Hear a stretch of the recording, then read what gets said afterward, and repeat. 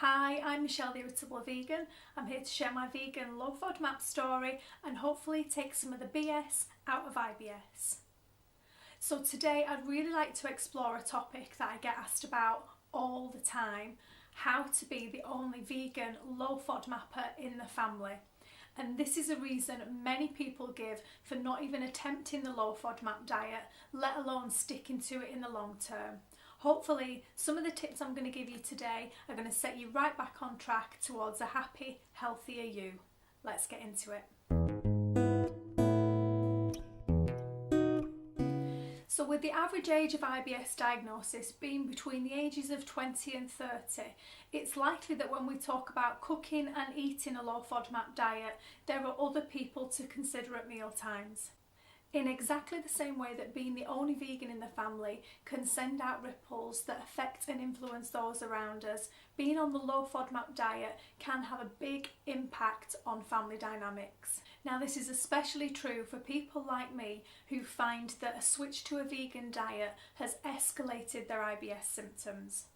So despite having suffered IBS since childhood, it was actually my switch to a vegan diet which tipped the scales enough to make me seek medical help and finally get a medical diagnosis of IBS-D for my condition.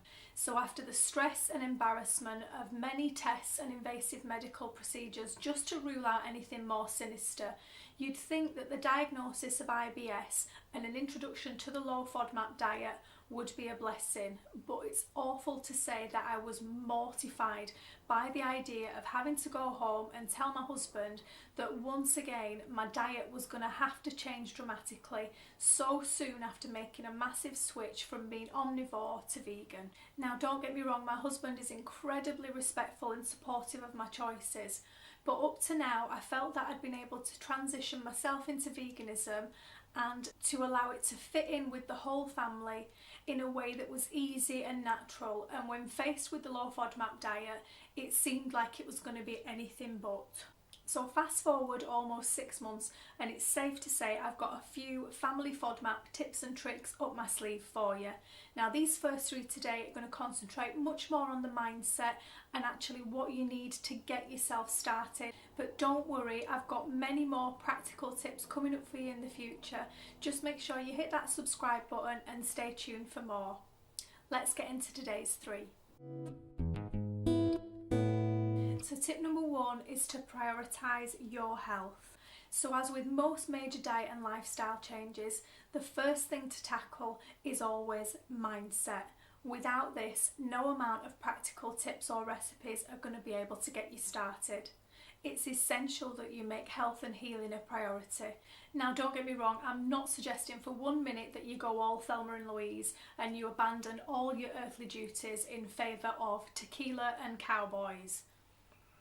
But if that is your thing, then go for it. All I'm suggesting is that you need to acknowledge that by not making your health and yourself a priority, you're doing a huge disservice, not only to yourself, but to the rest of your family who need you to be strong, healthy, and who need you to show up for them in their everyday life just as much as you need to show up in yours. So one of the most effective ways I've found of doing this is just to take a few minutes to really check in with yourself and your symptoms. Now, this is particularly powerful if you can muster up the energy to do this during a flare-up. So really sit for a minute, feel the discomfort, feel the sensations in your body, not only physically, but actually assess how it affects you mentally, emotionally, how it impacts on your quality of life, and how that then impacts out wider into the world and into your family. Now, just for a minute, imagine the impact that it would have on you to be able to reduce those symptoms by 25%, by 50%, or even to stop them from flaring up at all. Now, this new picture is a very real possibility for you once you get into the low FODMAP diet, but if you never try it, you'll never know. And as hard as it may seem to get started, do you really want to spend the next year, 2 years, 5 years, the next decade at the mercy of your symptoms, never knowing if you could have made a difference? I'm here to tell you that all the minor inconveniences and irritations that might crop up when you do first start the low FODMAP diet, just pale into comparison when you start to realise that you can take control of your symptoms. The only real thing that's standing in your way is having the courage to give it a go. So tip number 2 is prepare for success. A vegan low FODMAP diet is not something that can be undertaken on a whim by anybody, let alone people that have a partner or a family to consider. Taking a little bit of time now to put together a plan of action is going to be an enormous step towards your success in the long run. So don't let the fact that you've been set follow-up appointments or deadlines by your doctor or your dietitian stress you out. If it takes you a little bit longer to get started than somebody else, it doesn't matter.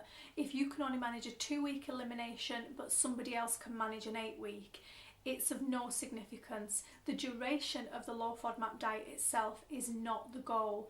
The goal is to be able to arm yourself with the knowledge and the power you need to identify your own individual triggers and to embrace all that knowledge that you've gained and put it into a sustainable long-term eating plan for yourself that best minimises your flare-ups and symptoms. It doesn't matter if your low FODMAP journey looks entirely different from somebody else's, as long as you're following the basic principles of the diet with the elimination phase, the reintroduction phase, and then into the maintenance phase. So it might be that you need to take 2 to 4 weeks before you even fully begin the low FODMAP diet to do some planning, to fill your freezer full of easy, convenient meals that your family can just grab and go while you concentrate on yourself during your elimination phase. You might want to do your research and come up with recipes that everybody can eat so you can still all sit down and eat the same meal as a family together. You need to download the Monash app and get yourself really familiar with the green light foods and the red foods on there, which are the safe and unsafe foods for you. You'll need to make meal plans, shopping lists. You may even just feel the need to clear out your fridge so that there's absolutely no temptation before you get started. Do anything and everything you need to do to give yourself the confidence to get started and then start. Look at your diary, pick a definite start date, sit down your partner or your family, explain to them exactly what you're going to be doing for the next few weeks. Ask for a little bit of added support or help while you figure this out and really paint a picture of how it's going to have an impact on yourself and your family moving forward. And if you don't get the support you hoped for, or if your children are really too young to understand, then go back, review tip number 1 and get started anyway. So regardless of anything else that you may be, wife, husband, mother, father, carer, there are things that you need to do every single day to take care of yourself and to function fully. Things such as prepping a meal, cooking a meal, sitting down to eat. All these things need to be done anyway, so why not just do them in a vegan, low FODMAP way, the best way that you can in this moment in time. It doesn't have to be perfect.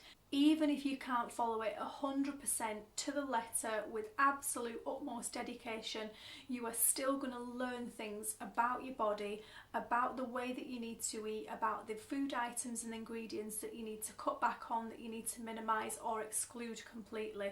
You are still going to have so much more knowledge at the end of 2 weeks, 4 weeks, 6 weeks, 8 weeks than you've ever had in the past before. So please just get started and get going. So that all sounds very empowering in theory, but how do we actually translate that into getting tea onto the table? And that brings me on to tip number 3. Be the boss of your own kitchen. Now that doesn't mean you can go all Gordon Ramsay, dropping the F-bomb and throwing crockery just because the kids want a snack. What it does mean is that you really need to take charge of meal times. So if you're cooking for a partner or older children, now is a fantastic time to shake up the kitchen dynamics and to set some ground rules. So only you can decide the best way forward for you and your family over the next few weeks. And it doesn't have to be one size fits all. There are several ways you could do this.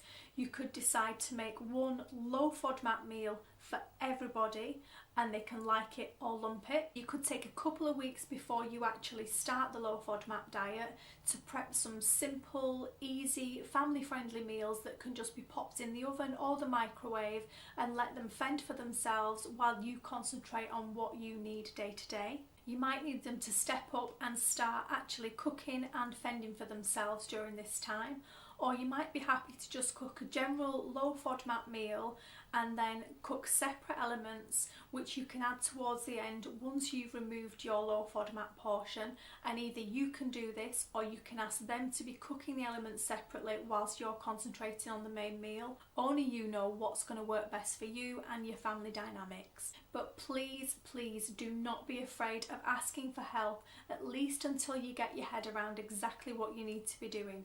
So if you do have younger children and you're used to doing pretty much everything yourself, get them involved in selecting the ingredients, in a little bit of light prepping, some stirring, or if all that fails, helping clear up at the end, just so that you know you've got yourself a little bit of extra time back, whether that be to prep your breakfast or your lunch for the day after, whether it be to plan the following day's meal, just finding easy ways to give yourself a little bit of time to focus on exactly what it is you need. If you're finding it really stressful and you're not getting the help and support you need, just hold on to the fact that this is not forever.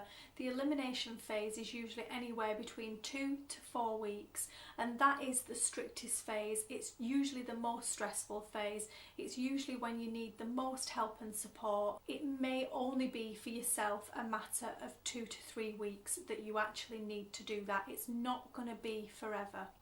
And another simple truth is that you probably don't have to worry about what everybody else is doing for every single meal, breakfast, dinner and tea. Unless you've got very small children at home all day, it's unlikely that you eat every single meal with everybody in your household. Let them stick to their own routine for breakfast and lunch, and then that frees you up to really just concentrate all your energy and attention on the main meal of the day. And if realistically that's the only meal you've got to worry about, then already that takes a little bit of the pressure off. And who knows, all this might encourage them to discover new skills or interests in the kitchen that they never knew they had. And this might be the start of a kitchen revolution that you never even dreamed was possible. So as always, I'd really love to hear from you in the comments below if any of this has resonated with you. It's going to be really helpful for me if you can hit the like and subscribe button to let me know that this is the type of content that interests you. Today we've really concentrated on the mindset and the planning to really focus on getting you started. But coming up, I'm going to have so many more practical tips, meal planning and recipes that can really work well in a low FODMAP family setting. So if this is the kind of thing you're interested in, make sure you hit the notification bell and keep checking back here week after week. I try to be here every Friday at 6 p.m. for you, so hopefully moving forward we're going to really be able to create a fantastic plan of action to get you set on the low FODMAP diet and managing your health, your symptoms and your IBS in an easy, maintainable way. Until then, thanks for watching. I'll see you soon. I think we're on 6.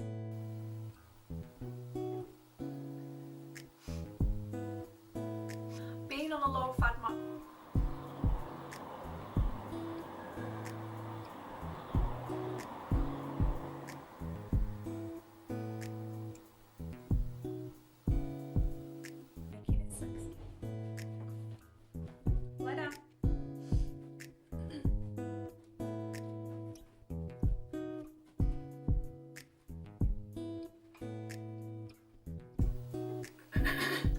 As with irritations,